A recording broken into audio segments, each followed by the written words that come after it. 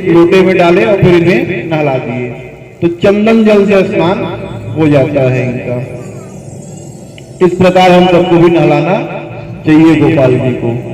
तो वृंदा ने जैसे ही नकली जालंधर को स्पर्श किया तो उसके मन में समझ गई कि ये तो नारायण हैं, और इधर भगवान ने इशारा कर दिया भगवान शिव को कि अब इसे मार दो, और भगवान शंकर के हाथों जालंधर मार दिया गया। बोलो शंकर भगवान की जय।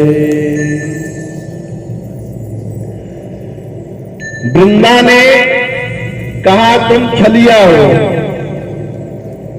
तुमने छल से मेरे सिंह का हरण किया है और मैं अपने शरीर को अपना लेकर क्या करूंगी।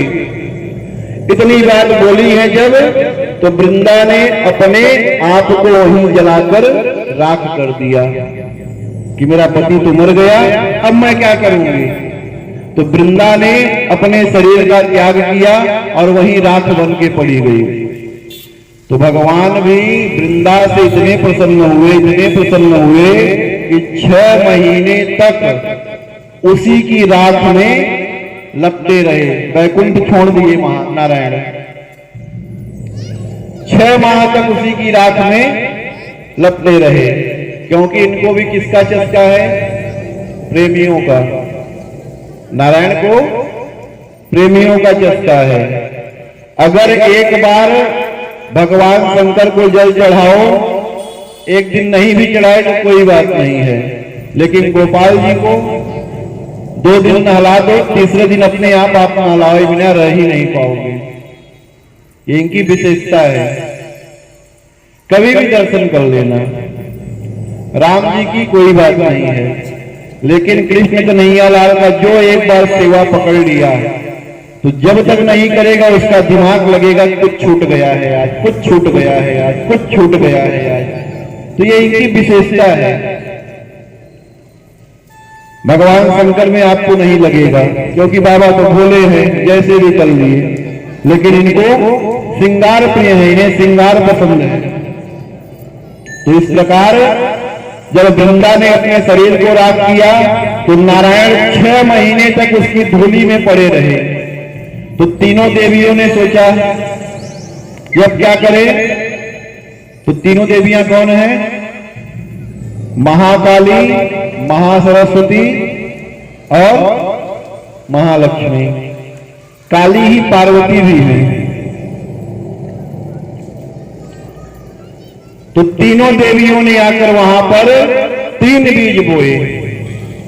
मां सरस्वती ने आंवले का बीज बोया, मां लक्ष्मी ने मालती के पुष्प का बीज बोया और पार्वती ने तुलसी का बोया कि ये इसी राख में लगाए कि यह वृक्ष बड़ा होगा तो नारायण का मोह यहां से समाप्त हो जाएगा। आंवला नवमी आती है ना, करते हो कि नहीं करते पूजा आंवला की? ये किसकी पूजा है? ये सरस्वती मां का है पूजा।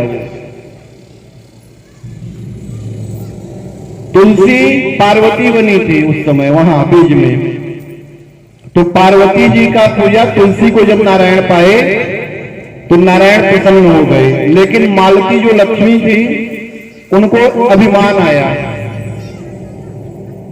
तो जिसको अभिमान आता है भगवान सबसे पहले अहंकार का ही नाश करते हैं। किसका? अहंकार का। मालती का पुष्प श्रीहरि विष्णु के ऊपर नहीं चढ़ता, जानते हो कि नहीं? कि चढ़ाते हो सब लोग। बोलो शंकर भगवान की हर हर हर हर हर हर। बोलो शंकर भगवान की जय। मालती का पुष्प नहीं चढ़ता नारायण के ऊपर। क्यों? क्योंकि उन्होंने अपने आप को सबसे ज्यादा सुंदर और सुगंधित समझा।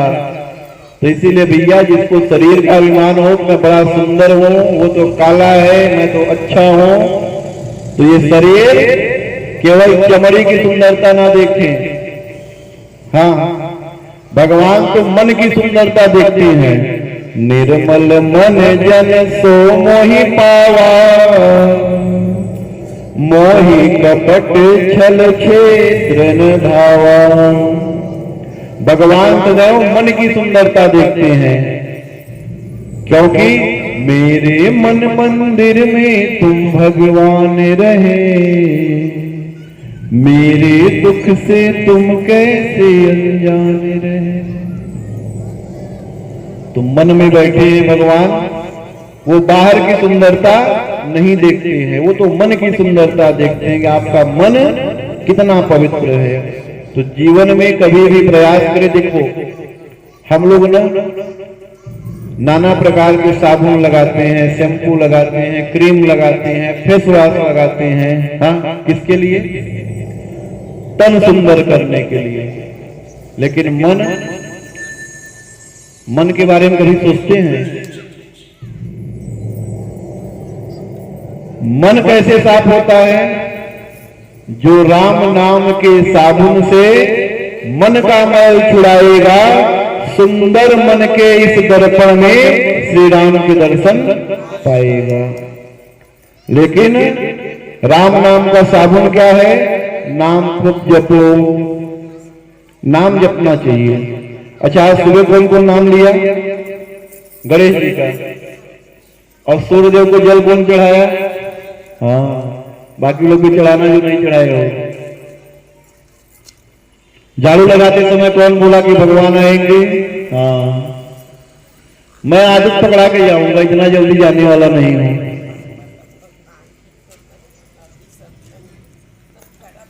किया करोगे, इसका लाभ आपको स्वयं मिलेगा। हमारा क्या है, हम तो कभी यहां कभी वहां रहेंगे। लेकिन आपको अगर इसका फायदा मिला दवाई का, तो वैद्य को सदैव याद रखोगे, कुछ न कुछ इलाज सही बता के गया था महाराज। और हमको क्या, हमसे कोई वो नहीं, केवल आप लोग सच कहते हैं, हमें क्या आपसे वो है। लेकिन अगर आपके जीवन में परिवर्तन आएगा, आपके बच्चे बदलेंगे, आपका परिवार बदलेगा, तो आप खुश रहोगे कि नहीं? इतना तो मन में रहेगा ना भगवान के सामने कि हाँ वो महाराज जो बताया, हम लोग उपाय किए, ऐसा जल चढ़ाए, घर का झाड़ू लगाए तो ऐसा विचार किए, भोजन बनाए तो ऐसा विचार किए, तो उससे होगा आपका फायदा। बोलो शंकर भगवान की जय। तो जब भगवान ने तुलसी को लिया, प्रसन्न हो गए, आंवला पाए, प्रसन्न हो गए, लेकिन मालती को स्वीकार नहीं किए और भगवान तुलसी को लेकर वैकुंठ चले गए। बोलो लक्ष्मी नारायण भगवान की जय।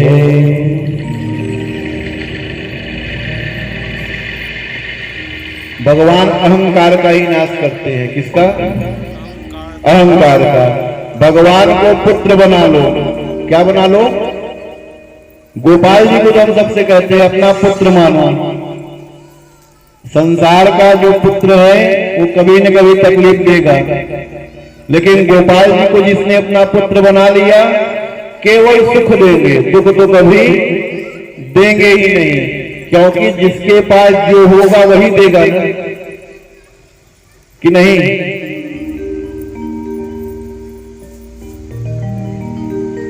जिसके पास जो होगा वही देगा। तो गोपाल जी के पास क्या है? जिसे जैसा संबंध बनाए वैसा वो मान लेते हैं अपने साथ में। श्याम बिहारी दास जी ने गोपाल जी को ही अपना पुत्र माना। अरबों करोड़ों की प्रॉपर्टी थी, लेकिन संतान नहीं था। केवल गोपाल जी की सेवा करे पति पत्नी और बोले यही मेरा पुत्र है और यही मेरे अंत समय में काम आएगा। अच्छा, ऐसा भी करोगे ना, तब भी लोग आपको जीने नहीं देंगे। कुछ तो लोग कहेंगे, लोगों का काम है कहना, लेकिन रोई डाल लो कान में और केवल एक हो जाओ भगवान के। संसार की सुनोगे, चार बड़ाई करेंगे, चार बुराई करेंगे, तो इसलिए सुनो किसी की ना और केवल केवल गोविंद को अपना स्थान दे दो, पुत्र मान लो भगवान को। जिसके जिसके घर में सेवा कर रहे हो, जो नहीं कर रहे हो गोविंद कृपा करेंगे तो आएंगे आपके घर भी। तो उन्होंने भी केवल पुत्र माना कि मेरे पुत्र हैं गोपाल, और उनके नगर के अगल बगल के कहने लगे, ओ बाबा जब मरोगे तुम्हारा अंतिम संस्कार कौन करेगा? बोले हमारा बेटा बिहारी करेगा। विश्वास, हमारा बेटा बिहारी करेगा। अरे हम इसकी इतनी सेवा करते हैं, क्या इतना भी नहीं करेगा ये? ऐसा मन में अपने संकल्प ले लिया और इन्हीं को अपना पुत्र माना। और जब एक दिन उन्होंने अपना शरीर त्यागा तो सारे गांव वाले लेकर चल दिए यमुना जी के किनारे कि चलो अब इन्हें जला देते हैं, कोई है तो नहीं इनका संतान, न कोई बेटा है न बेटी है, चलो। लेकर गए और जिस समय चिता पे अग्नि सजाई, एक छोटा सा बालक आया कहां से,